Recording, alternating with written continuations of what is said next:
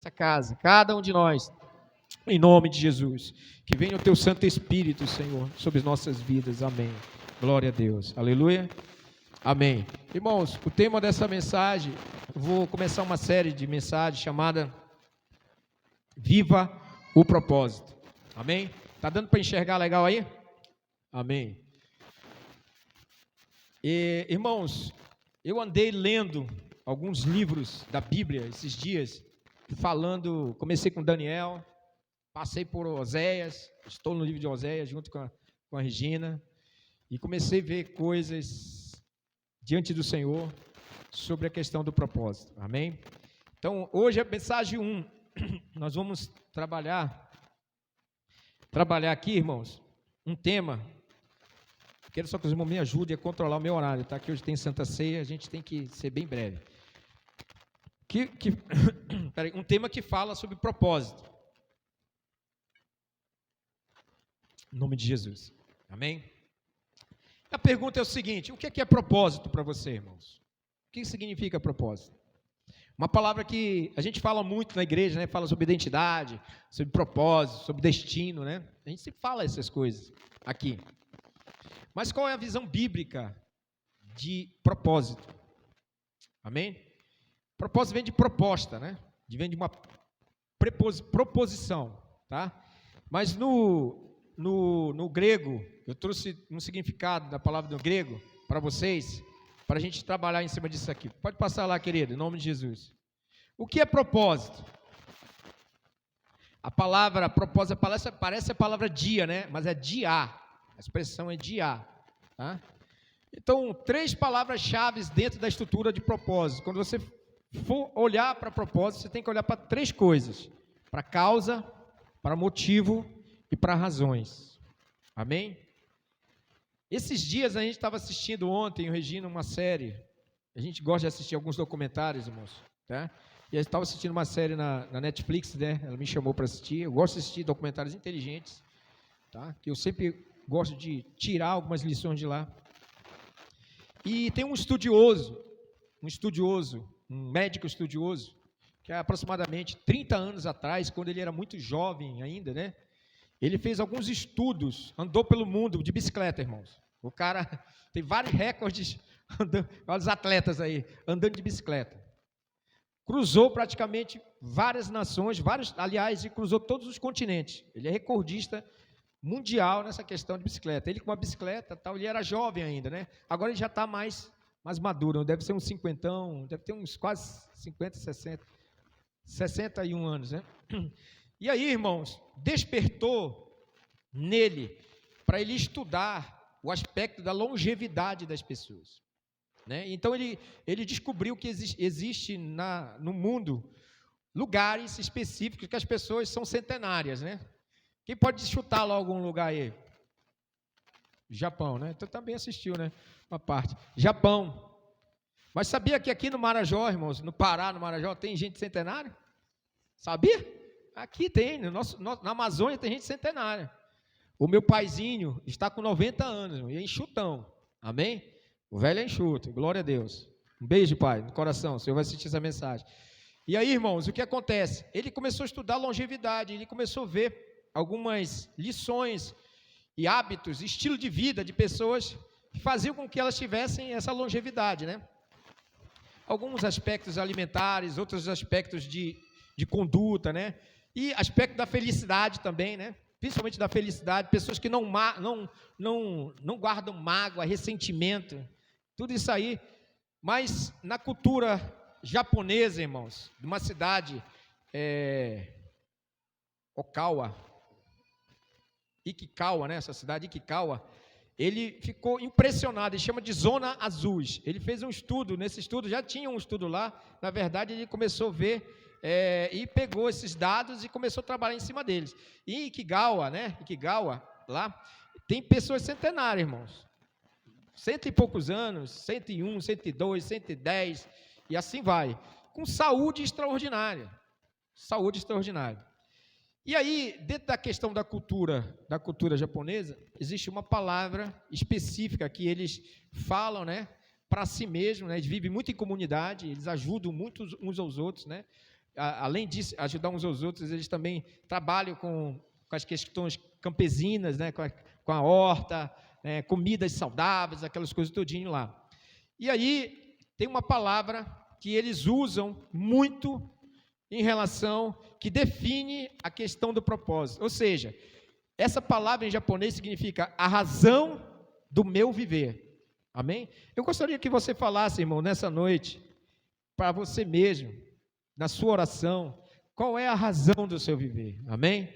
E se você, a razão do seu viver, eu acredito que todos nós que estamos aqui, é Jesus Cristo, amém? A razão do nosso viver é Jesus Cristo, o nosso amado Senhor. Ele é a razão do nosso viver. E a palavra em japonês qual é, amor? Ikigai. Tá bem? Ainda bem que eu tenho a Regina para me ajudar ali. Ikigai. Inclusive essa palavra, irmãos, ela é uma das fundamentações. Amém, Tony, Rose, aleluia. Camila, glória a Deus. Ela é uma das fundamentações que está dentro dos princípios, dentro da administração. Eu me lembrei que está além dentro da administração. Né? Na administração, que eu estudei de administração, tem lá, Ikigai. Ikigai significa razão para viver. Motivo para viver. E todos os dias que um japonês vai, irmãos, assim, tirando assim a origem, né, que tem uma origem filosófica em cima disso daí, vamos reter o que é bom? Amém? Sim. O que é que diz? Toda vez que um japonês bem centenário, vai visitar o outro na casa, ele faz uma primeira pergunta para ele. Qual é a primeira pergunta que ele fala? Ele diz: ei, qual é o seu Ikigai hoje? Qual é o seu Ikigai hoje? Por quê? Porque eles descobriram que quando se tem um propósito para viver, uma causa para se lutar, para se doar, a vida deles se torna longínquas, bem longe, amém? Tem longevidade, longe de dia. E a palavra, ela tem essas promessas também, desde Êxodo capítulo 20, fala: honra teu pai e tua mãe, que se prolongarão os teus dias na face da terra, né? E o Salmo está cheio de declarações de longevidade também, amém? Então, irmãos, qual é o nosso propósito? Qual é o nosso objetivo? Qual é a nossa razão de viver? Por que nós estamos hoje na terra? Porque Deus nos colocou, o Salmo 139, irmãos, fala detalhes disso daí, né? Que nós fomos formados por Deus de uma maneira assombrosamente especial, aleluia. Vira para o seu irmão do lado, irmão, diga: você é especial, você é muito especial, em nome de Jesus, muito especial. Tony, você é muito especial, aleluia. Você é especial, dá um beijo aí quem é casado um no outro, você é especial, muito especial. Deus te criou de uma maneira extraordinária, aleluia. Somos especiais, irmãos. Só a vida humana já é uma dádiva de Deus, aleluia, uma dádiva de Deus. Então qual é a nossa razão de viver? Qual é o nosso objetivo? Por que nós estamos aqui? O que nós estamos fazendo? Então nós estamos construindo algo esses dias, né? Que tem a ver com a eternidade, aleluia. Não tem a ver, irmãos, só com Abba Pai. Isso aqui é muito pequeno, irmãos, glória a Deus, devemos valorizar, mas tem a ver com a eternidade, irmãos, algo eterno. O Evangelho é o poder de Deus, o Evangelho é a restauração, o Evangelho é a salvação, o Evangelho traz a eternidade dentro das pessoas, amém? E esse Evangelho nos alcançou, como nós cantamos aquele cântico. Eu não sei por que Ele me escolheu, não sei por que Ele teve tanta paciência comigo, né, irmão? A gente dá trabalho para Deus, dá muito trabalho, mas Ele resolveu nos amar mesmo assim, como disse o cântico que nós cantamos aqui. Antes que eu dissesse sim, Ele já me escolheu no seu grande amor, amém? Então, essa palavra, propósito, significa causa, motivo, razão, tá? Por tudo, do começo ao fim, é algo que vai te nortear, vai te governar, tanto do começo até o fim, amém? Por causa o motivo ou razão pela qual algo é ou não é feito, entendeu? Tem propósito que você faz ali, que você diz: não, eu não vou praticar isso não agrada a Deus, também é um propósito, amém? Te lembra de Daniel? Quem se lembra de Daniel ali? Que ele fez um propósito de Deus, né? O servo lá falou para ele: olha, Daniel, é o seguinte, vocês vão ter que comer aqui das iguarias do rei, da comida do rei, está aqui a comida, vão ter que comer, porque vocês vão ter que se apresentar diante do rei. E aí, mas aquelas comidas, irmãos, eram todas sacrificadas, todas vinham de origem de idolatria. Então eles resolveram consagrar ao Senhor. E era digno de morte se a aparência deles decaísse, era digno de morte tanto eles como também o responsável por eles. E Deus, eles foram firmes no propósito e Deus os honrou, amém? No final de 10 dias, então faz um teste com a gente, de 10 dias, isso é uma pessoa de propósito, amém? E falando de Daniel, irmãos, um jovem, né, que aproximadamente foi levado bem cedo, ele e mais Sadraque, Mesaque e Abednego, né, que receberam esses nomes lá, eles foram levados bem cedo, bem cedinho, bem cedo em termos de idade, mas eles permaneceram fiéis, eles foram fiéis, e Daniel, irmãos, atravessou várias gerações, amém? Vários reis, aleluia, foi Dário, foi Belsazar, foi Nabucodonosor, e Deus estava sempre com ele. Então Daniel era um homem de propósito, aleluia.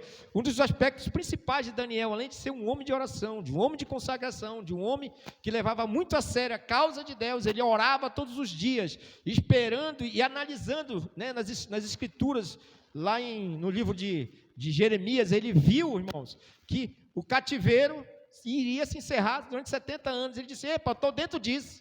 Era um cara que vivia dentro do seu propósito. Ele descobriu, né? Tinha muitos judeus ali, muitos foram escravos, foram escravizados, mas ele entendeu pelas escrituras que iria se completar aquele tempo, amém?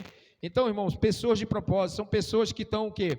Estão vivendo uma vida com razão e com motivo. Irmãos, eu costumo dizer que quem não tem propósito, quem não tem objetivo, quem não tem, seja bíblico, seja vida, qualquer coisa, irmão, na nossa vida normal, quem não tem propósito, está fadado, irmãos, a fracassos, está fadado, Senhor, a se auto-sabotar, está fadado, irmãos, a não expressar o que Deus já preparou para nós, amém? Aleluia! Aí a Bíblia fala lá no livro de Efésios, irmãos, que é o bom prazer de Deus, é o beneplácito de Deus. Deus tem um bom prazer. Paulo dizia assim, eu oro, me coloco de joelho diante de ti, Senhor, para que, Senhor, a tua vontade seja soberana na nossa vida. E orava para poder compreender qual é a vontade de Deus. Então, irmão, propósito tem a ver com causa, com motivo e com razão. Amém? E nós queremos, irmãos, tá, em Cristo Jesus, ser uma igreja de propósito. Quando nós falamos de casa de paternidade, é para ser uma casa de paternidade, pregar um evangelho de paternidade e de relacionamento, amém? Um evangelho que traz, como diz diz Colossenses, fala que ele nos resgatou do império das trevas, nos transportou para o reino do Filho do seu amor, amém? É trazer as pessoas do império das trevas para o reino do Filho do seu amor. Irmãos, esse é o objetivo, amém? Então nós temos algumas passagens bíblicas aqui, que eu gostaria de ler com vocês, rapidamente, eu não sei se eu coloquei, vamos lá, pode passar aqui, João 12, 27, essa é uma passagem que fala basicamente sobre propósito, vamos começar com a vida de Jesus, aleluia, entendendo, não sei se está muito rápido, amém, João 12, 27, amém, 12, 27, João 12, versículo 27. Aleluia. Amém. King James diz assim, agora a minha alma está perturbada. E o que direi? Pai, salva-me desta hora? Não. Não. Eu vim precisamente com esse propósito e para esta hora. Olha aí, irmãos, King James, né? Vocês podem colocar isso, Francisco. Eu vim para precisamente com esse propósito e para essa hora. Que hora era essa, irmão? Que propósito era esse? Era ir para a cruz. Amém? A obra de redenção, a obra de amor de Jesus, o grande sacrifício de Jesus. Então, irmão, de cara, propósito vai exigir sacrifício, amém? Vai exigir renúncia, vai exigir doação, entrega. Eu sempre gosto de usar as mães, irmãos, eu quero é ver, irmãos, mãe é mãe, né? Mãe está aí, irmãos, sofrendo, né? É sofrendo no paraíso, eu digo, sofrendo no paraíso, tem uns sorrisos lindos da criançada, mas tem as madrugadas, tem as meia-noite, tem os horários da enfermidade, tem toda uma situação. Eu quero é ver, a mãe fica incansável. Agora imagine Deus, irmãos. Deus é muito mais incansável em relação a isso. Então a Bíblia está dizendo, Jesus está dizendo, olha, para essa hora eu vim. Ele estava orando. Senhor, mas esta hora é agora. a minha alma está perturbada. É a oração do Getsêmani. Todos nós temos algum Getsêmani na nossa vida. Todos nós, irmãos, temos algum momento decisivo na nossa vida. Algum momento que a gente realmente vai decidir ser ou não ser por Deus. De viver ou não viver a realidade do reino de Deus na nossa vida. O ministério que Deus nos deu. Amém? Todos nós temos dons, todos nós temos ministérios, todos nós temos uma missão para isso, amém? Então, propósito, ele diz assim, para esta hora eu vim, precisamente eu vim com propósito e para esta hora eu vim. Aí ele diz, versículo 28, Pai, glorifica o teu nome. Então veio uma voz do céu dizendo, eu já o glorifiquei e o glorificarei uma vez mais, amém? Quando nós vivemos no propósito de Deus, que é o evangelho do Senhor Jesus, que é o reino de Deus, esse é o propósito de Deus, irmão, amém? Nós glorificamos a Deus, está aqui, ó, glorificamos a Deus, damos glória a Deus, aleluia. Vamos para o outro versículo, irmãos, que é Lucas capítulo 18, versículo 29, amém? Vamos ler esses versículos aqui, Lucas 18, 29, aleluia. Lucas 18, 29. Glória ao teu nome, Jesus. Diz assim a Bíblia. Então Jesus lhe afirmou, com toda certeza, eu vos asseguro, ninguém há que tenha deixado casa, esposa, irmãos, pai ou filhos, por causa do reino de Deus, por causa do reino de Deus, não receba o tempo presente e muitas vezes mais, e na era futura, a vida eterna. Então vamos ler esse versículo aqui, irmãos. Então Jesus lhe afirmou, com toda a certeza, convicção, irmãos, não há dúvida no propósito, não tem que ter dúvida, não tem que ter medo, as nossas convicções não podem ser negociadas. Eu vos asseguro, ninguém há que tenha deixado casa, esposa, irmãos, ou pai, ou filhos, por causa, né? Olha a causa que eu falei agora, razão e causa. Por causa do quê? Do reino de Deus. Do reino de Deus. Então, qual é o seu propósito? Qual é o meu propósito? Diga assim, é o reino de Deus. Amém? É esse que é o propósito. É manifestar o reino de Deus. Jesus veio trazer o reino de Deus, o reino dos céus à terra, e ele gerou a igreja, para que a igreja manifeste também o reino de Deus na terra, amém?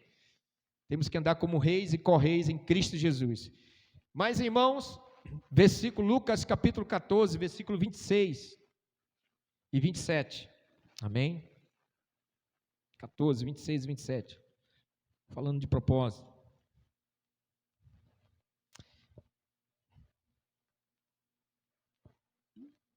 Amém. Esse é um versículo muito clássico, irmão. Se alguém deseja seguir-me e ama seu pai, é a mesma coisa, mas vai mudar algumas coisas. Ama seu pai, a sua mãe e a sua esposa, seus filhos, seu marido, seus irmãos e irmãs, e até mesmo a sua própria vida, mais do que a mim, não pode ser meu. Diga aí, irmãos, meu discípulo. Não pode ser meu discípulo. Vou repetir, se alguém deseja seguir-me e ama a seu pai, a sua mãe, relação, sua mãe, sua esposa, seus filhos, seus irmãos e irmãs, e até mesmo a própria vida, irmãos, mais do que a mim, não pode ser meu discípulo. Irmãos, alguém que vive no propósito de Deus, que é chamado para o propósito de Deus, como todos nós somos chamados no propósito de Deus, não pode amar a sua própria vida. Não, a nossa própria vida não pode ser um Deus para nós. Nosso próprio prazer não pode ser um Deus para nós. Da mesma forma, todo aquele que não carrega a sua própria cruz e segue após mim, não pode ser meu discípulo. Nesses dois versículos, irmão, tem uma palavra, discípulo. Amém? Então, os líderes da igreja, irmãos, principalmente líderes da igreja falando aqui, irmãos, nós temos que ser os primeiros a morrer, irmãos. Os primeiros a se doar. os primeiros a terem atitude de consagração, os primeiros a negar a si mesmo, os primeiros a tomarem a cruz, os primeiros a serem freneticamente ativos no reino de Deus. Porque, irmãos, quem não fizer isso não é considerado como discípulo de Jesus. Porque a gente diz assim, não, Senhor, eu recebi a vida eterna, recebi a Tua palavra, um dia eu fui salvo, levantei minha mão lá, né? Eu estou me esforçando para guardar a coroa da vida até o final, amém. Então, Senhor, eu faço só o feijão com arroz. Irmãos, a Bíblia está falando de renúncia, a Bíblia está falando de entrega, a Bíblia está falando de sacrifício. Existe uma lei aqui, irmãos, chamada lei do sacrifício. Essa lei do sacrifício não é para ti poder, irmãos, se tornar bom, não é para isso, nem para te tornar mais santo, não é isso não. É para nós, irmãos, abandonarmos, sim, o nosso velho homem todos os dias, tomar a cruz todos os dias e seguir o Senhor, amém? Quantos estão entendendo? Aleluia? Então, irmãos, não tem como, irmãos, viver dentro de um propósito se nós não tivermos renúncia, amém? Pode virar aí a página aí, vamos lá. Primeira coisa, irmãos, como sabemos se estamos vivendo o nosso propósito? É uma pergunta que eu quero fazer para nós, igreja. Como você sabe se você está vivendo o seu propósito? Eu fui descobrindo algumas palavras que eu achei interessante para tentar mensurar e provocar dentro de nós se nós estamos vivendo ou não, perdão, o nosso propósito. Então, como você sabe se eu estou vivendo realmente o propósito pelo qual Deus me chamou para realizar?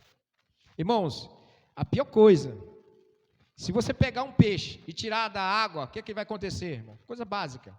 Ele não vai morrer? Vai morrer, né? Não é isso?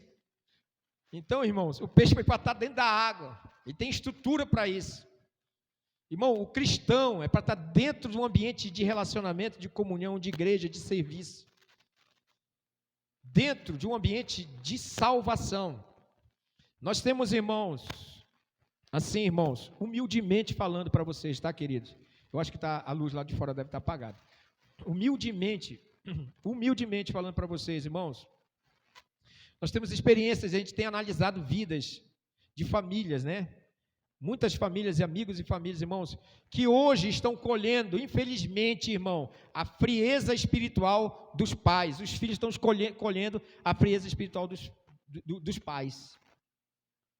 Irmão, já é difícil você colocar uma criança e colocá-la no caminho. Eu sei por quê, irmãos. Na minha casa são 10, meus pais são 10 filhos, né? Eu sou o 8º.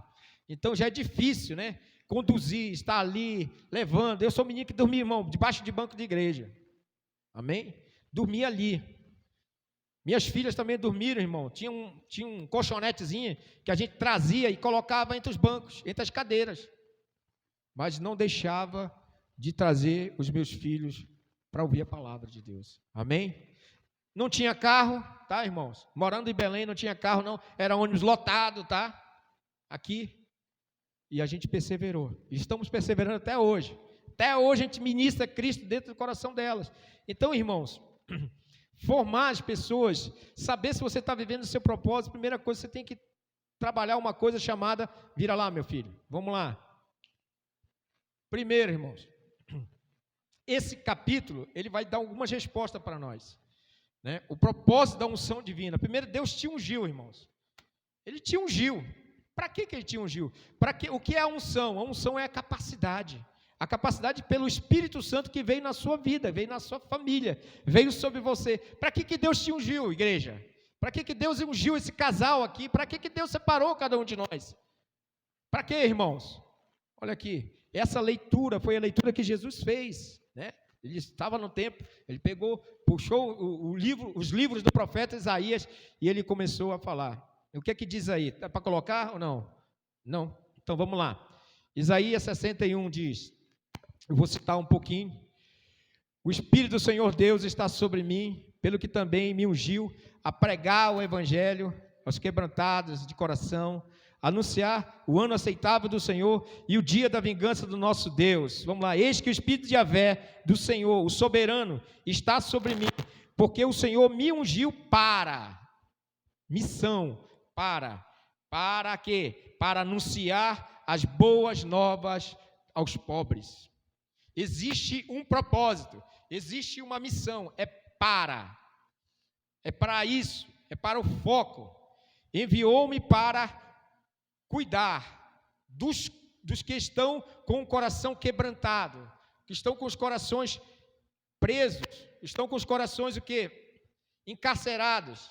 Proclamar liberdade aos cativos. Irmãos, o evangelho que nós pregamos é um evangelho que liberta as pessoas, aleluia, que transforma a vida das pessoas. Primeiro nos transforma, irmão. Há uma luz em nós, há uma luz que está trabalhando dentro de nós, e dentro de nós, esse evangelho tem que mudar a nossa vida, irmãos. Se nós somos bravos, a gente tem que deixar de ser bravo. Amém, irmão? Se nós somos a gente espoleta muito, tem que deixar de se espoletar. Por quê? Porque essa é a coisa do velho homem, irmãos. Deus tem que fazer algo em nós. Tem que haver um desespero e um clamor dentro de nós. Senhor, muda-me, transforma-me. A gente canta tantos cânticos aqui, irmão, tantos cânticos, que é para transformar a nossa vida, e às vezes se tornam apenas melodias vazias. Infelizmente, irmãos. Infelizmente. Liberdade aos cativos. As pessoas estão cativas na mente, cativas no espírito. Libertação do mundo das trevas aos prisioneiros da escuridão, que o King James fala, aos que estão cativos nas trevas. Irmão, é tão bonito, é tão belo, irmãos, né? Quando uma pessoa sai das trevas, irmão, quando uma pessoa ela era escravizada por ambiente de pecado, alguns escravizados por sexos, outros escravizados por droga, outros por mentira, outros por pornografia, outros por todo que tipo de natureza de pecado, e o Senhor está ali libertando. Irmãos, esse é o poder do Evangelho. Esse é o poder do Evangelho. É para isso que Deus nos chamou. Hoje, irmãos, entrou uma pessoa em contato comigo, que eu preguei o Evangelho para ele. Deus está fazendo coisas do passado, né? Trazendo pessoas do passado. Um rapaz que mora no Rio de Janeiro hoje. Um cara toca muito, toca guitarra, toca contrabaixo, tá? Morou aqui em Paraupebas também um tempo. Nós ganhamos ele para Jesus, um cara que tinha problema sério com drogas, seríssimo, irmãos. Se envolveu, né, com tráfico, se envolveu com coisas assim horríveis no Rio de Janeiro, pior ainda, né, irmãos? O negócio é pesado. E ele se desviou por um tempo, de vez em quando ele se permanecia crente, e de vez em quando ele desvirava crente, né? E eu falava, cara, inclusive o nome dele é teu mesmo nome aí, viu? Mas é uma bênção, cara. E a gente pregou muito o Evangelho, deu muito trabalho para a gente. Quando a gente era jovem, deu muito trabalho, irmão. Muito trabalho. Mas ele estava perseverando nas orações, perseverando e tal. Né? Um cara que, sim, sem família e tal. E hoje ele entrou em contato comigo e disse, ei, Samuel, cara, eu estou firme, glória a Deus. Né? Ele é rap, ele é negócio de rap. Aquele negócio assim, pá. Né? E meu irmão, e era os rap mais maluco que tinha. Aquele rap louco, né? E pá, e aquele negócio todinho. Eu digo, pá. E a página dele, era terrível você entrar na página dele, né? Assim, era terrível, porque só era apologia às drogas, apologia à violência, aquelas coisas todinhas. E eu gosto pra caramba desse cara. E eu falava para ele, bicho, quando é que tu vai te converter de verdade? Eu falava, quando é que tu vai mudar de vida mesmo? Quando é que tu vai virar crente de verdade? E tal? Porque uma hora tu é crente, outra hora tu não é crente, uma hora, irmão, você é ovelha, outra hora você é bode. Tu tem que decidir, cara. Te decide, meu irmão. Sempre que eu conheço ele, mais de 30 anos, a gente se conhece 30 anos, eu posso dar uma cutucada nele. Sempre com amor e carinho.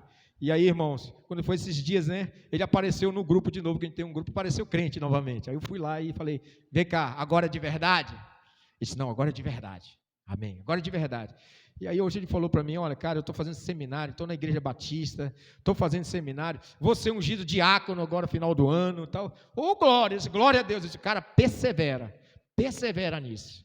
Irmãos, porque não é fácil. Não é fácil. Existem tipos de cativeiro, como está falando aqui, que não é fácil. Às vezes você diz, é fácil o cara sair daquele negócio, mas vai estar na pele dele. Vai estar na pele dele.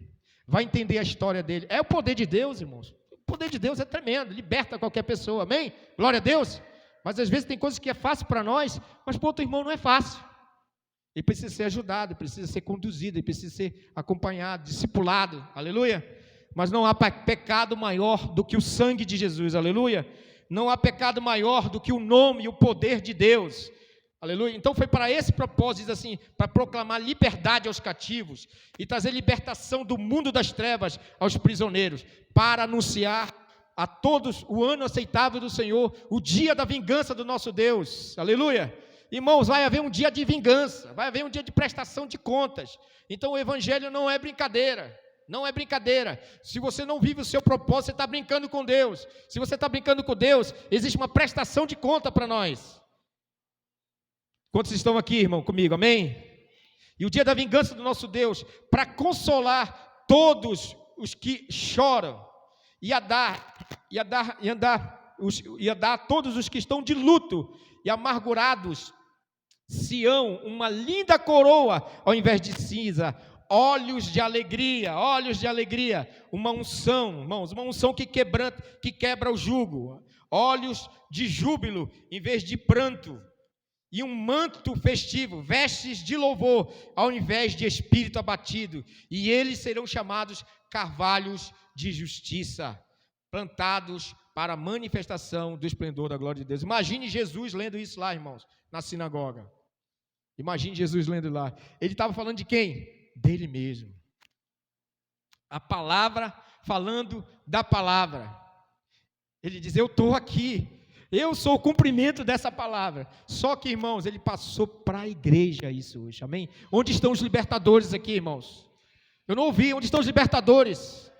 O que sai da sua boca, meu irmão, é palavra de libertação, é palavra de encorajamento, no nosso trabalho, nas atividades, em qualquer ambiente, você conduz a presença de Deus, a glória de Deus. Então isso é um propósito eterno, aleluia. Não desperdice a semente da palavra de Deus na sua vida, amém? Então, irmãos, existe uma unção divina, existe um derramado do Espírito Santo. O nosso propósito, ele é maximizado e ele é empoderado pelo Espírito Santo de Deus. Não é a sua força, não é a sua própria garra, mas é o Espírito Santo. É o Espírito Santo que te encoraja, irmão. O Espírito Santo que te levanta e diz, vai, continua, persevera, abre a sua boca, te envolve no serviço da igreja, te envolve nas coisas de Deus, não para, seja prático, seja ativo, amém? É a unção de Deus que te incomoda, irmãos, aleluia. Quando você perder seu sono, irmão, é porque Deus está te chamando para um ambiente da presença, aleluia. E mesmo que você não perca o seu sono, Deus continua te chamando para um ambiente da presença e da glória de Deus, aleluia, glória de Deus, aleluia. Pode passar, irmãos, e viva o seu propósito.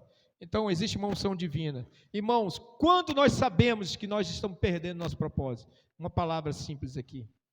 Aquilo que se torna a sua maior prioridade, se torna o seu propósito. Qual é a nossa prioridade, irmãos? Qual é a nossa prioridade? Eu vou usar o que Paulo diz em 1 Coríntios capítulo 7, que diz, usar o mundo como se não usasse. O problema, irmãos, o cosmo, o problema, eu sempre tenho falado aqui nessa igreja, o problema, irmãos, não são muitas vezes as coisas pecaminosas, porque elas são cabeludas e até nos assustam, mas são as coisas lícitas, que muitas vezes nos tiram da presença de Deus, roubam o nosso tempo, nos enche de desculpa, para nós não sermos práticos e ativos. E a Bíblia diz que o povo de Deus, ele é forte e ativo. Daniel fala que tem uma palavra lá, o povo de Deus é forte e ativo, amém? Então, irmãos, prioridade é a palavra. Aquilo que se torna a sua maior prioridade é o seu propósito. Você vai se doar para algo abundantemente, de uma maneira forte, se você tornar aquilo prioritário na sua vida. Vamos começar com casamento. Você quer trabalhar o seu casamento, melhorar o seu casamento tem que ser prioritário, irmão. Você quer que a sua família melhore diante de Deus, sua família tem que ter prioridade, ela tem um aspecto de prioridade. Mas e o reino de Deus? Buscai primeiro o reino de Deus, e todas as demais coisas vos serão acrescentadas. É por isso que eu li aquele versículo que diz, aquele que ama pai, mãe, suas coisas. Ah, Senhor, eu comprei um campo, não posso ir agora. Aí eu tenho várias desculpas. Irmãos, as nossas desculpas, infelizmente, estou falando, me incluindo no meio, elas vão nos tirar, irmãos, da presença de Deus. Às vezes não é um pecado cabeludo, mas as nossas desculpas nos tiram da presença de Deus. E as nossas desculpas, irmãos, eu vou te falar uma coisa, as nossas desculpas, elas não vão convencer o Espírito Santo. Elas não vão convencer, irmãos.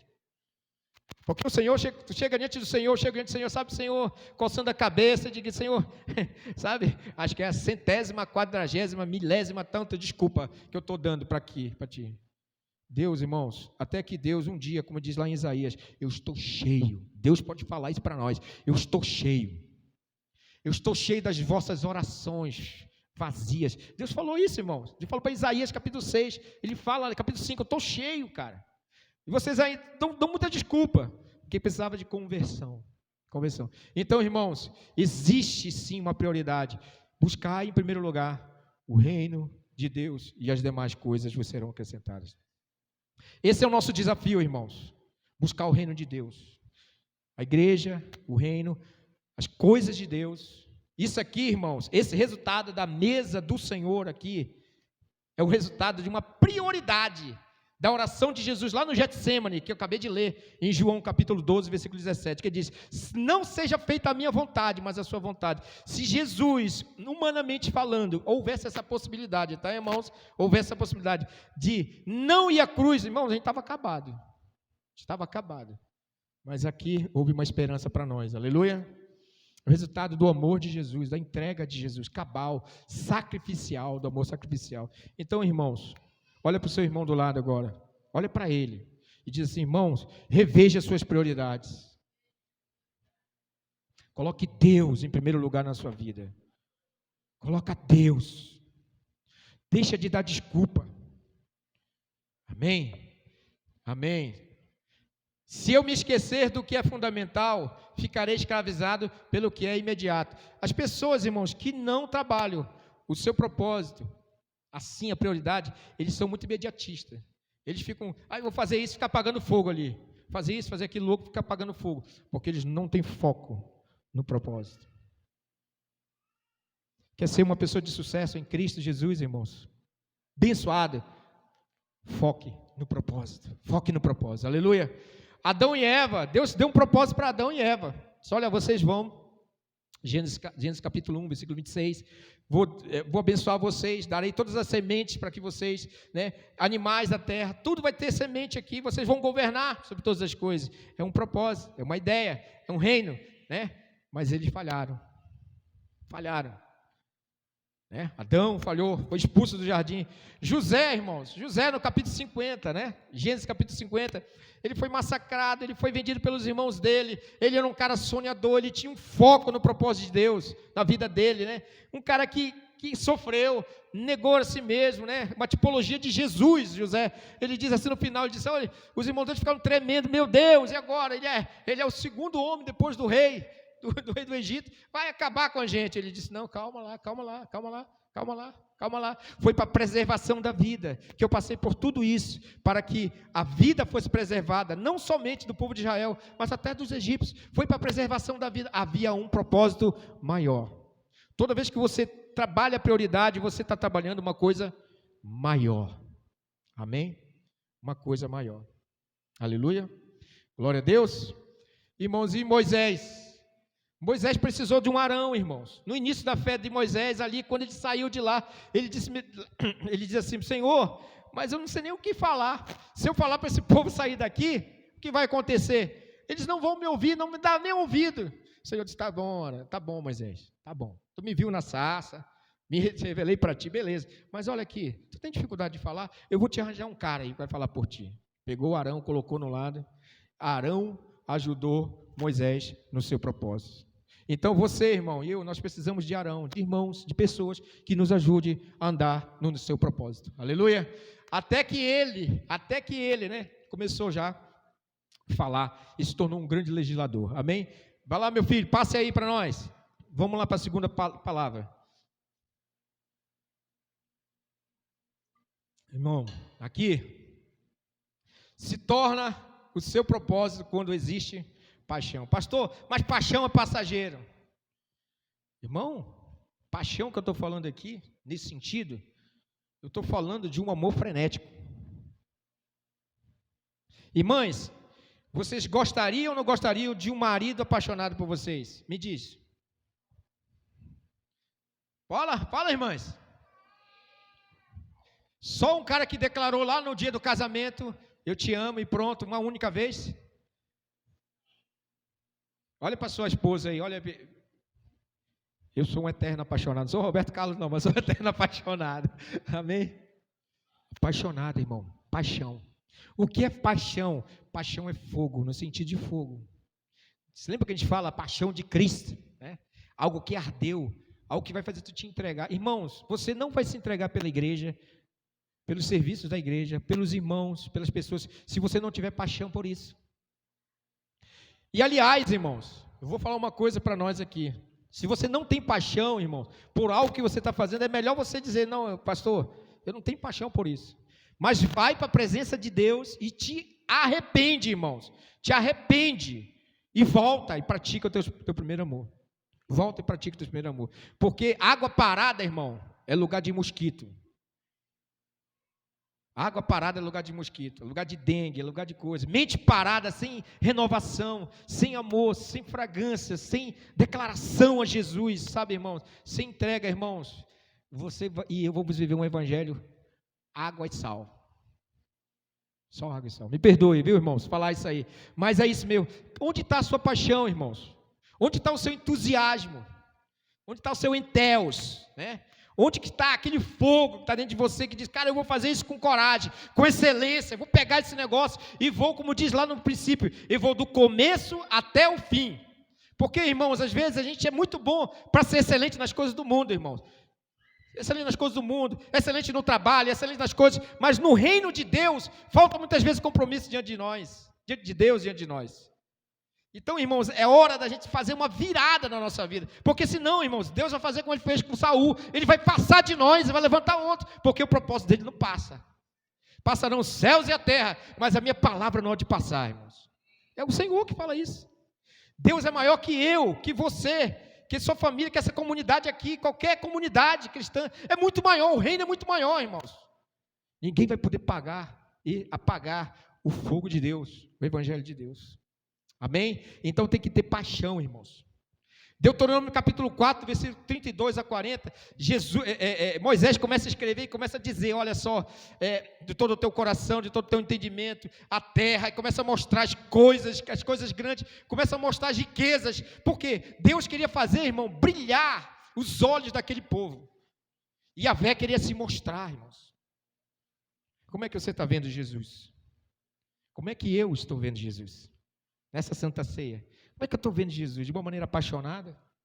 Eu consigo ainda ser uma Maria diante de Deus e rasgar o meu coração, dizer, Senhor, eu estou aqui para chorar nos teus pés e chorar, Senhor, os meus pés diante de ti, Senhor. Então é isso, irmãos. Tem que ter paixão, tem que ter fogo. Não tem que ter só cântico que fale sobre fogo. Fogo em teus olhos fez apaixonar. Canta comigo, irmão, vamos lá. Fogo em teus olhos fez eu me apaixonar. Queimou outros amores. Olha aí. Queimou outros amores. Eu ainda tenho fogo. Eu ainda tenho lenha, pode vir queimar, pode vir queimar. Irmão, preste muito bem atenção ao que você está cantando, porque a palavra, toda palavra que é falada, ela será cobrada. Entendeu, irmãos? Então, vamos fazer disso uma oração diante do Senhor. Amém? Levante a sua mão diante de Deus comigo. Senhor, coloca fogo nos meus olhos. Coloca fogo no meu coração, Senhor. Eu preciso queimar da paixão de Jesus. Há uma paixão de Jesus dentro de nós. Senhor, incendeia a minha casa, incendeia a minha família, incendeia o meu amor por Ti, Jesus. Nessa noite, Pai, eu me arrependo diante de Ti, Senhor. Me dê seu amor, sua paixão. Quando eu pegar uma coisa, Senhor, na igreja, pegar uma coisa do Teu reino, seja as coisas mais simples e mais complexas, que haja fogo, Senhor, que haja desespero, Senhor, que o Senhor possa sorrir, que o Senhor possa ser amado diante disso. Aleluia? Diga amém, aleluia. Paixão, irmãos, tenha paixão. Um funcionário sem paixão, irmãos, ele não tem atratividade. Um estudante sem paixão, ele não vai ser um estudante de excelência. E um cristão sem paixão, irmão, vai ser um cristão morno. Vai ser um cristão morno. E Jesus é muito grande, aleluia. Aleluia, glória a Deus, que haja paixão diante de Ti. Daniel, irmãos, ele caiu diante da presença de Deus. A Bíblia diz que ele orou 21 dias, irmão, não tomou nem banho. Não tomou nem banho. Ele corou e fez jejum e oração, nem comia e não tomou nem banho. Eu até falei para a Regina, de cara, acho que ele estava fedendo, né? Mas ele estava 21 dias, irmãos, até que naquele dia o Senhor chegou com ele, o anjo desceu, disse: olha, Daniel, desde o primeiro dia em que tu propuseste a orar diante de Deus, diante do Senhor, a resposta da oração saiu de lá. Mas o príncipe da Pérsia, né? Houve resistência em relação a isso, resistência. Mas eu quero te dizer, Daniel, quero só te falar uma coisa. Tu és um homem muito amado. Que tal Deus falar isso para você e para mim, irmãos? Você é uma pessoa muito amada.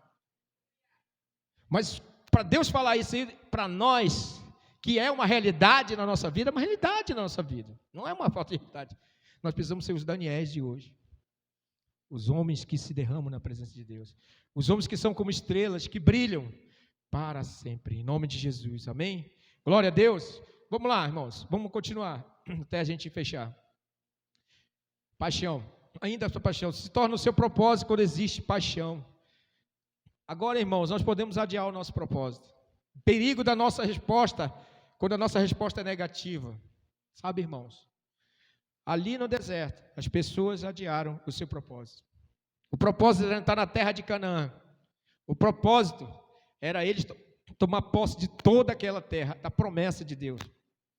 O propósito, irmãos, na igreja, a Bíblia diz que na igreja, Deus ordena a sua bênção também. A abundância de Deus, a riqueza de Deus na igreja. Então, irmãos, podemos adiar quando? Com o perigo da nossa resposta, quando a nossa resposta é negativa, dizer: não, Senhor, eu não quero. Não, Senhor, isso não é para mim. Isso é para o irmão fulano de tal. Isso é para a irmã ciclana, beltrana. Não vou me envolver nisso aí não, porque eu já me tornei um cara grande. Será, irmãos? Deus conta com você, irmãos. Deus conta com você, comigo e com você. Então, não adie esse propósito, porque por causa disso, irmãos, 40 anos, eles perderam, né? Ficaram rodando 40 anos, e muitos morreram no deserto, porque adiaram o propósito de Deus. Então, eu tenho uma palavra para essa igreja, nós temos uma palavra, eu e a pastora, e colocada em oração, irmãos. Não é um sentimentalismo. E se for uma coisa que vocês julgarem que não é bom, joga fora, irmão. Amém? Mas eu tenho uma palavra que Deus vai fazer em 5 anos, né? Em 5 anos que a gente falou, amor, o que ele ia fazer em 1 ano, o que ele ia fazer em 50. Amém? Irmãos, eu estou falando uma coisa a médio prazo. Nós somos uma igreja nova ainda. Amém? Temos 3 anos aqui ainda. Glória a Deus. Não se preocupe, irmãos. Deus vai trazer filhos espirituais. Aleluia. Deus vai trazer, mas sabe quem vai usar? Você. É você e eu, cada um de nós. Hoje eu estava falando para a pastora: quem foi que você convidou para esse culto hoje? Eu convidei 3 pessoas hoje. Não veio nenhum. Reconvidei um irmão, graças a Deus ele veio. Glória a Deus. Mas convidei mais umas 2 pessoas. Quem você convidou? Essa cadeira está vazia porque a gente podia colocar alguém aqui. Amém? Aleluia. Ou seja, encorajar, né? Aleluia. Então, irmãos, não deixe isso aí. Existem 3 sensos importantes para propósito, irmão. Primeiro, o propósito, ele vai te levar ao destino. Quando você tem um propósito, você tem um foco, ele vai te levar ao destino. O que é o destino? É aonde eu quero chegar. Aonde eu quero chegar? Onde você quer chegar, irmãos? Qual é o teu caminho? Eu vou precisar só que o Maurício apague lá uma luz daqui. Agora não vai apagar das crianças, tá, Maurício? Por favor. Amém. Amém. Isso, pode voltar. Gabriel. Amém. Amém. O fogo, Jesus. Fogo em teus olhos. Paga outra, Maurício. Aleluia. Aí foi só para fazer o teste, né, Maurício? Amém. Glória a Deus. Amém. Irmãos, destino, senso de família. Quando você tem propósito, você tem senso de família. Aqui nós somos uma família. A gente se dá umas galfinhadas de vez em quando, se perdoa, se fere, mas nós somos família. Qual é a família que não tem problema, irmão? Mas a família até na morte se junta. Aleluia. Amém? De vez em quando eu dou umas tacas no Francilvano, né? Pastor Francilvano, não, pastor, não é bem assim. Me fala, não é bem assim, pastor, não é coisa. Eu ouço, amém? Senso de família, espírito de militância, de guerra, irmãos. Propósito é guerra. Daniel orou lá, guerra. Propósito é te colocar em guerra, irmãos.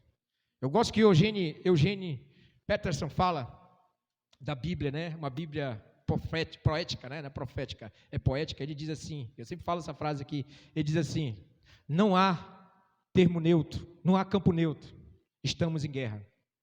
Repete comigo essa frase aí: não há campo neutro, estamos em guerra. Você está em guerra, irmão. Você está em guerra espiritual. Se Deus abrisse os nossos olhos aqui, irmão, meio segundo, meu irmão, a gente ia ver anjo de Deus aqui, mas ali fora os demônios querendo entrar aqui, irmãos, querendo entrar aqui. Estamos em guerra. Destino e família e propósito. Aqui, ó. Quando você tem, irmãos, você tem, vou usar aqui, não sei nem quem me deu esse negócio aqui, aleluia. Aqui, ó. O que é isso aqui, irmãos? Isso é o quê? O que a gente chama disso? O que? Isso aqui é uma lanterna, é claro, né? Parece aquela menina da internet. O que é isso aqui, irmão? O que é isso aqui? Quanto mais eu me aproximo, mais, o que acontece? Mais foco eu tenho, amém? Irmãos, quanto mais você se aproximar de Deus e do seu propósito, mais foco você vai ter. Olha aí. Depende, irmãos, da sua distância. Como é que está a sua distância? Como é que está a minha distância? Como está? Pode ligar, meu filho, de volta. Como está a nossa distância? Que diz a Bíblia: aproximai-vos de mim, diz o Senhor, achegai-vos a mim, e sabereis que eu sou Deus. Aleluia. Sabereis que eu sou Deus. Então foco, irmão. Por que foco? Porque o foco vai te mostrar o teu caminho. A luz do Senhor vai mostrar o teu caminho, vai mostrar o teu destino, amém? Então, passa lá, meu filho, vamos terminar essa parte aqui, essa mensagem. Último item, irmãos, que eu quero falar é comprometimento. Quem tem propósito, tem comprometimento. Jesus estava, ele diz assim na oração lá de João capítulo 12, versículo 27, ele diz: para esta hora, especificamente, eu vim. Sabe o que Jesus estava falando para o Pai? Pode contar comigo. Pode contar comigo. Eu estou aí, Pai, para fazer a tua vontade. Eu quero ouvir a tua voz dizendo: glorifica o teu nome, Senhor, através da minha vida. Irmãos, quando você tem comprometimento,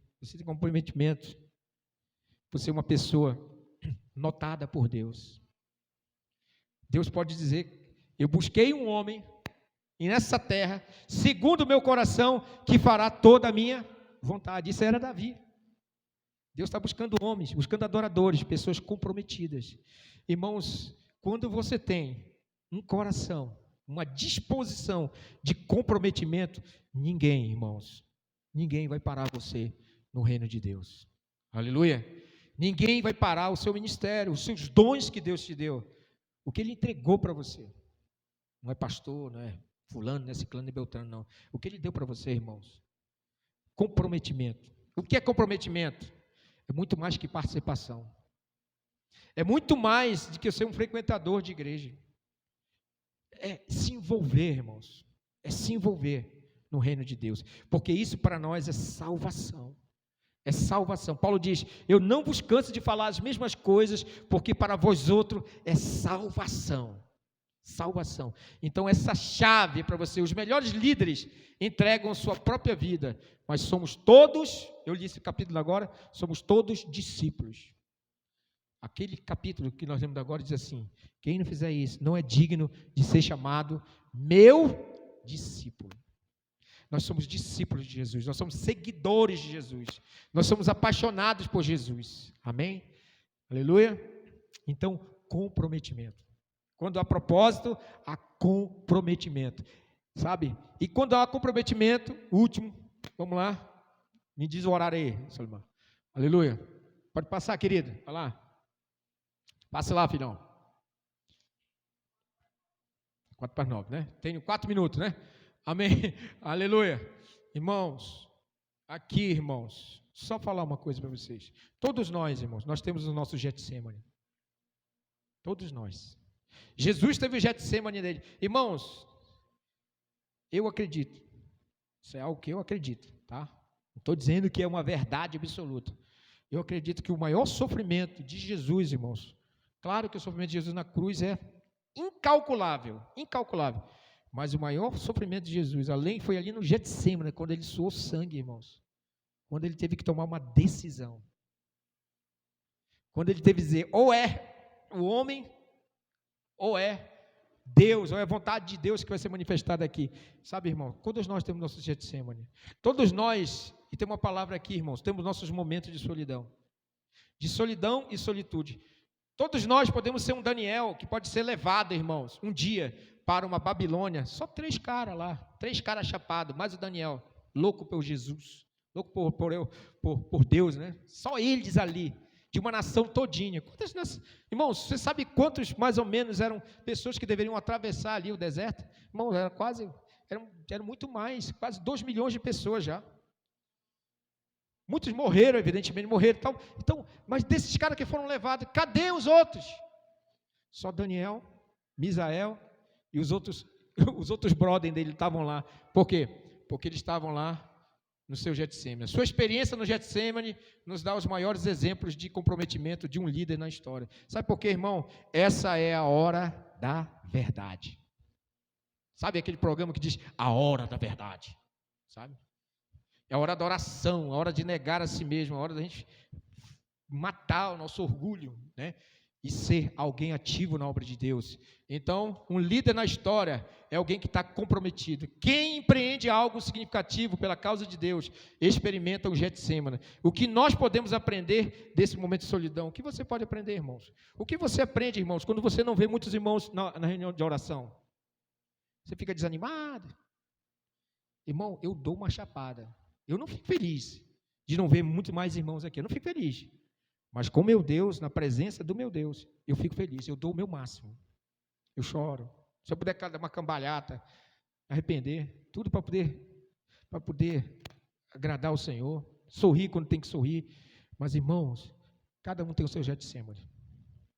Cada um vai ter o seu momento de solitude, de dificuldade, que vai ter que decidir se quer viver ou não para o propósito eterno de Deus. E isso vai trazer um impacto na sua vida, na sua casa, na sua família, aonde você estiver. O Getsemane é o lugar de decisão. Quer viver o propósito? Viva, irmãos, escondido num Getsemane. Talvez um Pedro não vai aguentar lá. Eu fiz um paralelo entre a história de Pedro e a história de Jesus no Getsemane. Pedro saiu dali, né, e foi negar Jesus. Não aguentou, irmãos. Tem gente que não aguenta Getsemane, mas tem gente que em Cristo Jesus, irmãos, que sai para glorificar o nome de Jesus. Então, essa é a palavra nessa noite que eu queria trazer para vocês. Vou ficar por aqui, tem mais coisas, mas ora comigo agora em nome de Jesus. Fique em pé, em nome do Senhor. Eu vou passar a palavra para o Solimar. Para o Maurício, perdão. Para o Maurício, né? O Maurício vai ministrar a Santa Ceia. Mas fique em pé, quem puder. Ou se você não puder, coloque a mão no seu coração, onde você estiver, em nome de Jesus. Amém. Coloque a mão no seu coração. Faz a tua oração aí para Jesus. Faz a tua oração sincera. Faz a tua oração aí. Eu não quero colocar palavras na sua boca, meu irmão. Em nome de Jesus. Fala aí. Fala como uma Ana. Fala como uma Ana que um dia chorou diante do Senhor e disse, cara, Senhor, Deus, se tu me der um menino, eu vou consagrar ele para ti. Esse é um tempo de arrependimento, irmão nosso. É um tempo de se voltar para a presença do Espírito Santo na nossa vida. Ele é lindo, ele é maravilhoso. Ah, Pai. Sim, Senhor. Sim, Jesus. Ah, Jesus. Queremos viver para o teu reino, para o teu propósito, Senhor. Perdoa os nossos pecados, Senhor.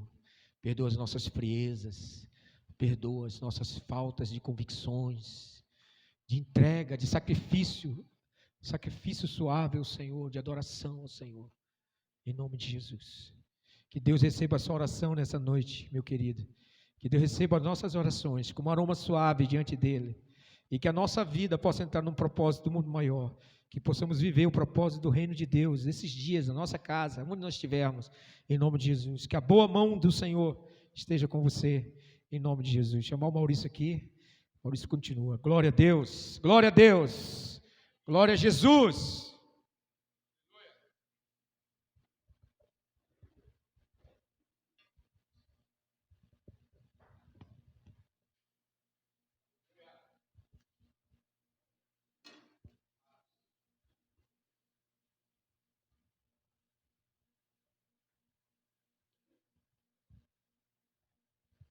Amém. É tudo aquilo que o pastor está compartilhando, que nós viemos de fato tomar com zelo e responsabilidade, porque de fato não há como nós nos considerar cristão se nós de fato não estamos levando a sério o propósito e a maneira que o Senhor quer que nós cooperamos com a boa obra dele, mas que ele também tenha misericórdia. Se até aqui nós não nos movimentamos de forma correta e necessária diante dele, amém? Queria que você abrisse comigo sua Bíblia, 1 Coríntios, capítulo 11, é bem conhecido.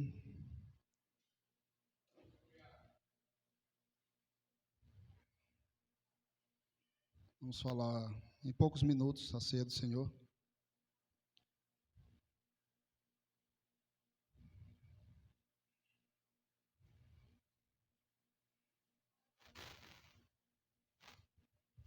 Primeiro Coríntios, capítulo 11, versículo 23 diz: Pois recebi do Senhor o que também lhe entreguei, que o Senhor Jesus, na noite em que foi traído, tomou o pão, tendo dado graça, partiu e disse: Este é meu corpo, que é dado em favor de vocês.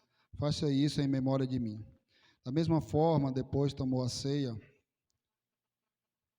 e ele tomou o cálice e disse: Este é o cálice, é a nova aliança, no meu sangue. Faça isso sempre que beberem, em memória de mim. Porque sempre quem comer deste pão e beber desse cálice, vocês anunciaram a morte do Senhor até que ele venha. Portanto, todo aquele que comer o pão ou beber do cálice do Senhor indignamente será culpado de pecar contra o corpo e o seu sangue do Senhor.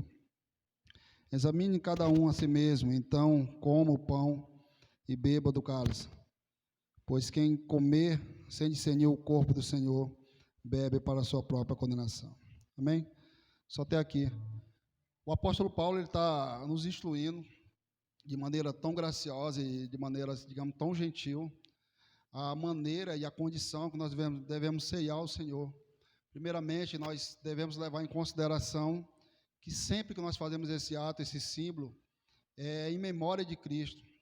Mas eu queria comentar, pelo menos em 3 versículos com vocês, algumas instruções que nós devemos levar em consideração.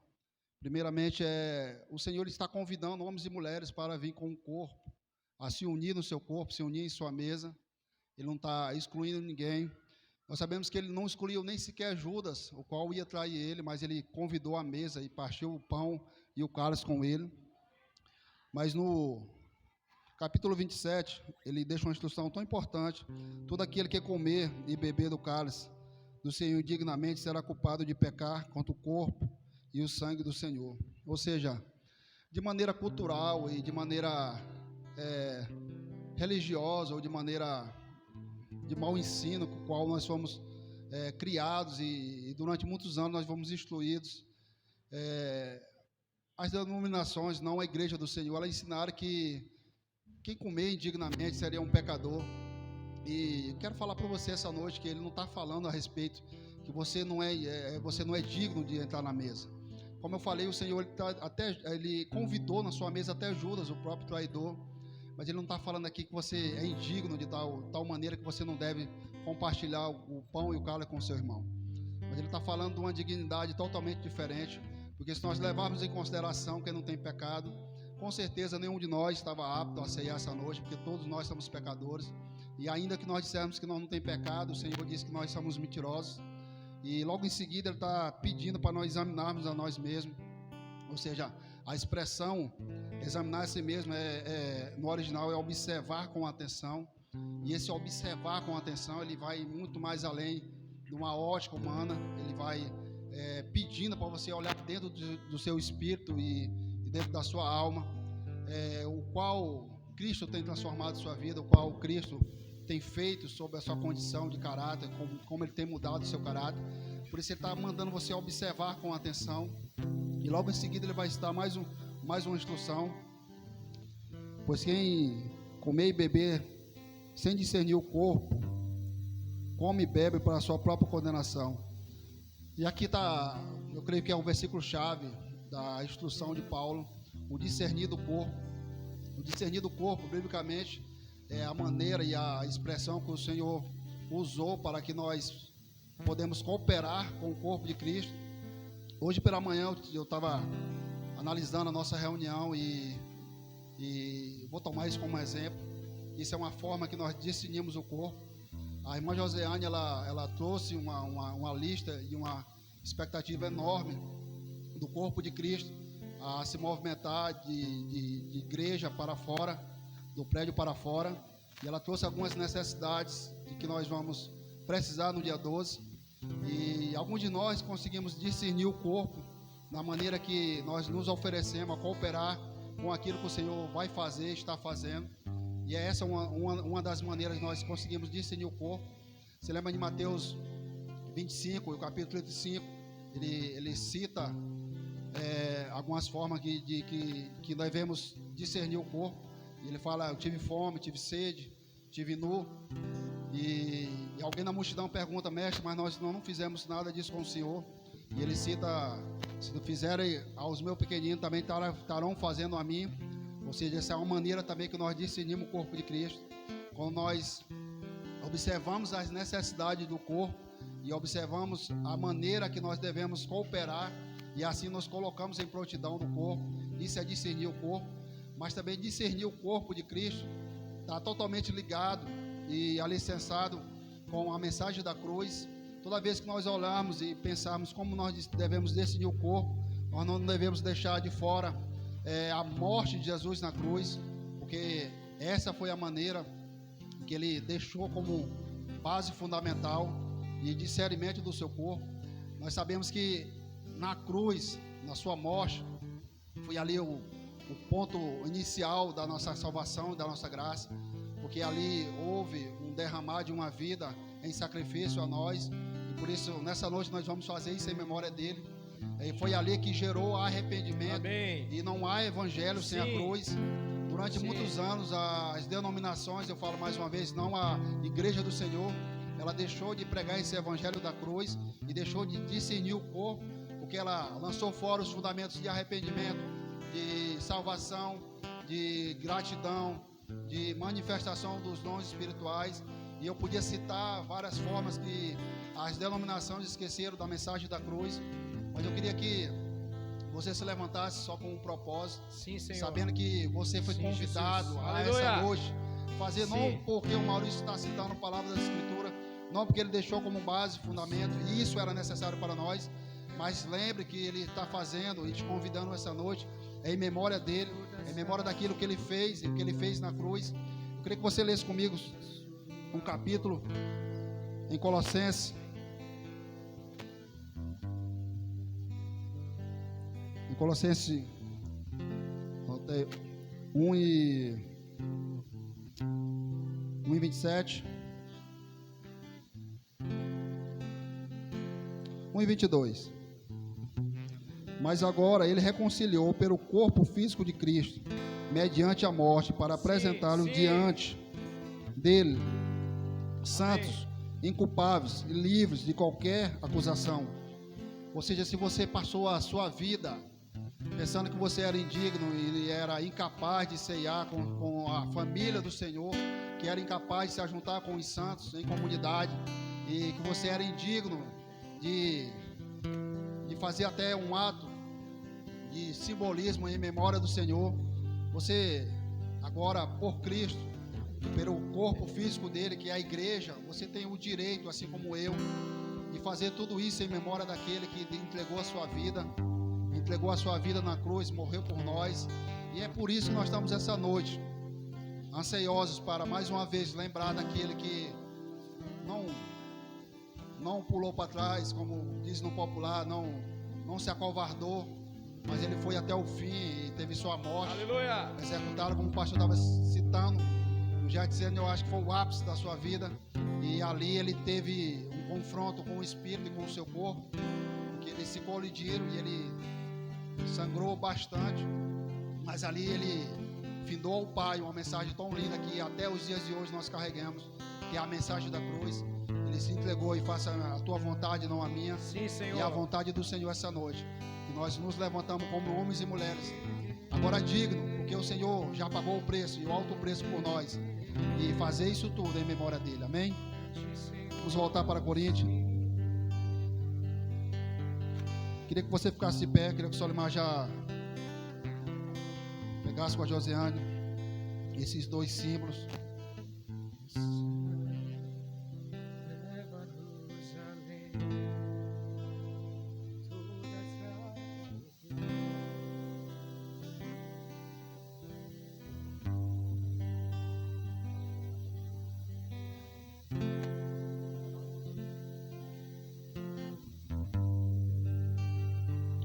Sabemos que Paulo, a dar essas instruções, ele inicia essas instruções, como eu falei, de forma tão grandiosa e graciosa, porque ele aponta para uma igreja que estava recheada de dons, e não faltava dons naquela comunidade, mas foi necessário que ele deixasse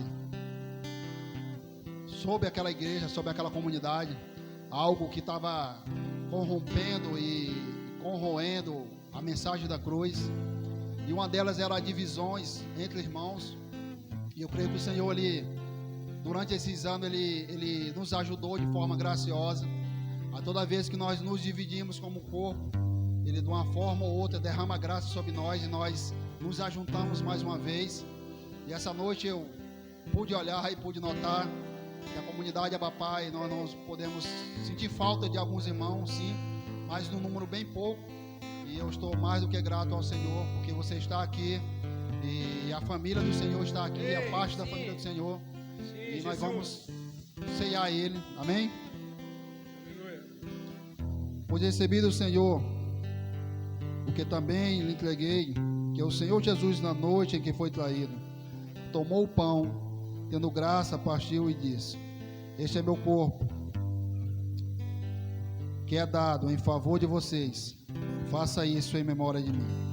Da mesma forma, depois da ceia, ele tomou o cálice e disse: este é meu cálice, é a nova aliança. No meu sangue, faça isso sempre que beber, em memória de mim. Queria que você compartilhasse com os irmãos.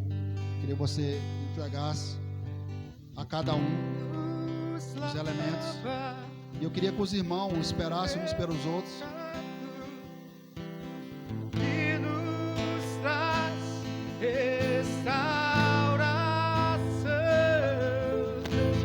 Nada além do sangue, nada além do sangue de Jesus,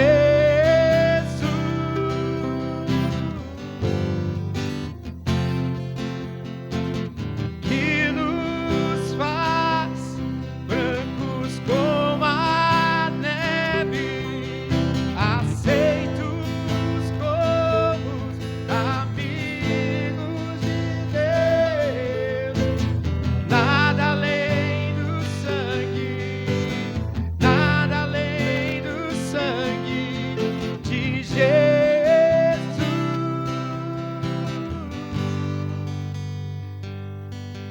Seu sangue leva-me além, por todas as alturas, onde ouço a tua voz. Leva-me tua justiça, minha vida, Jesus, tu és teu sangue.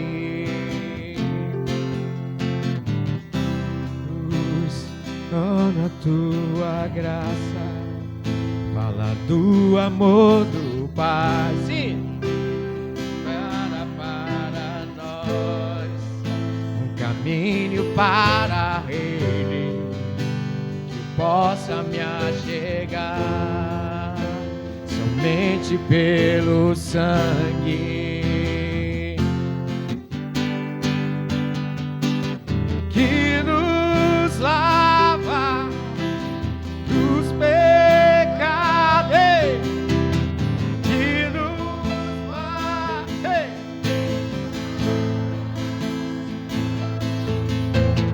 nada além do sangue, nada além do sangue de Jesus.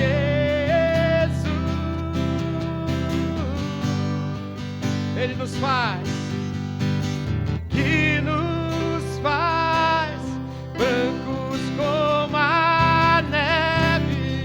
Amigos, amigos de Deus, nada além do sangue, nada além do sangue de Jesus.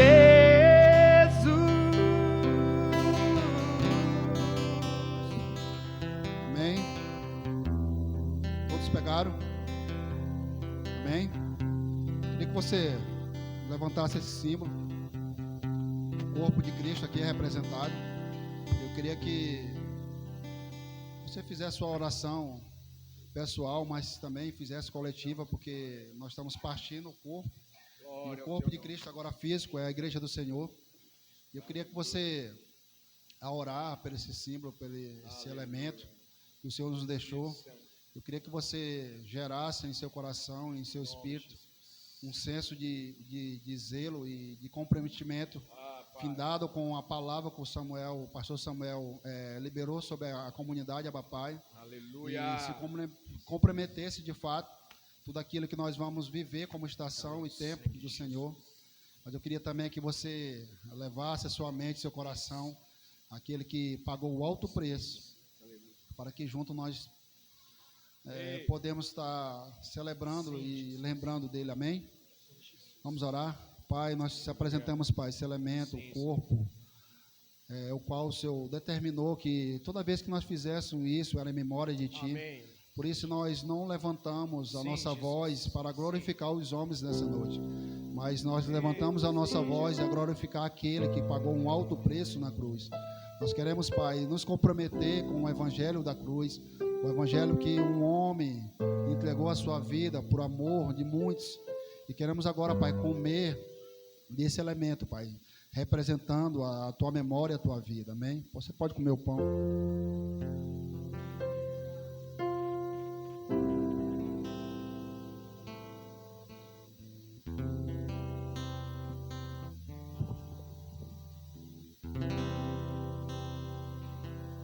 Da mesma forma, eu queria que você agora pegasse o seu cálice e colocasse o mais alto que você puder e levantar os seus olhos àquele que fez tudo isso e ainda continua fazendo, porque nós sabemos que o Pai até agora não descansa, está trabalhando, e a vontade do Filho é a do Pai é do Filho. Queria que você, Amém. de uma forma, se você acha necessário,